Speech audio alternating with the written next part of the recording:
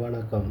உலகின் எந்த நகரத்தில் பிச்சை எடுக்க உரிமம் பெற வேண்டும்? உலகில் ஸ்வீடனில் உள்ள எக்ஸ்கில்டுனா நகரில்தான் பிச்சை எடுக்க உரிமம் பெற வேண்டும். சுமார் $2.239 கொடுத்து பெறப்படும் அந்த உரிமம் 3 மாதங்களுக்கு மட்டுமே செல்லுபடியாகும். 2019இல் அறிமுகப்படுத்தப்பட்ட இந்த விதியின் கீழ் உரிமம் இல்லாமல் பிச்சை எடுத்தால் E-342 சுமார் $36,500 அபராதம் விதிக்கப்படும்.